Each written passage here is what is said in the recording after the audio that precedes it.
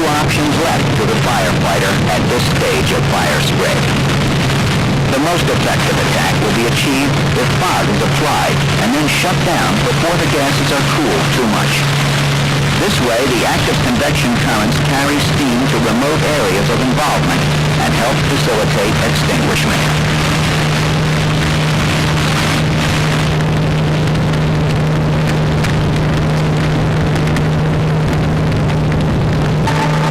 Some fires require tremendous rates of water flow for attack, backup, and exposure protection. In cases where hand lines are inadequate to flow these larger volumes of water or provide the reach necessary to penetrate the fire, master screens are frequently employed.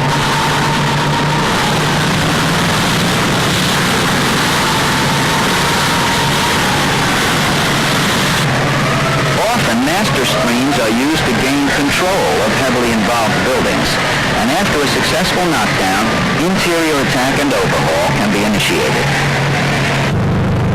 Gentlemen, today we're going to squirt a little bit of water. We're going to practice our various fire attack techniques. The assistant chiefs and myself will be setting some fires in this house. Each of you will have a chance to work on an attack team. I'd like the nozzleman to take a look at and assess the fire as he finds it, decide upon the proper attack technique, and implement his decision. After you have extinguished the fire, we will have a short critique back out here. To give firefighters the critical training and experience they'll need to make their own decisions behind the nozzle, practice drills such as these are absolutely vital. Weekend hours spent at training facilities or at expendable houses will result in efficient firefighting and lives saved. The assistant chiefs and myself carefully inspect the building before we use it for this type of exercise. We make sure that it's structurally sound.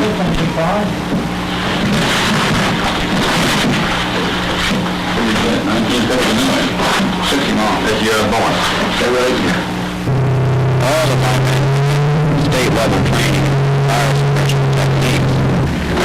Generally speaking, we don't use this type of drill as a primary teaching tool.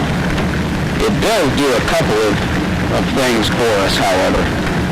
On the fire ground, I don't get a chance to see what my nozzlemen are doing right up there at the nozzle. I'm generally outside the building conducting an operation. They're inside. Of course, in this kind of drill, I can follow the man into the building. I can watch and see exactly what kind of decisions he's making on the nozzle, and we can discuss that decision and subsequent action later on.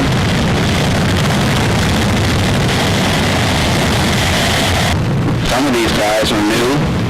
They haven't had much live fire experience.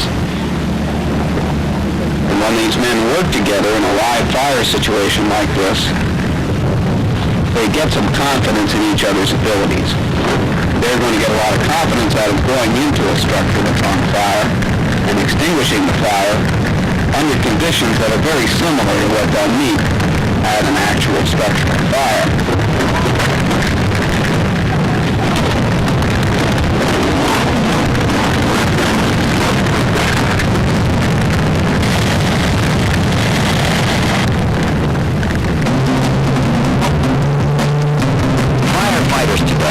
Working under heavier demands than ever before. Equipment alone cannot begin to keep up with the many growing and changing fire protection problems.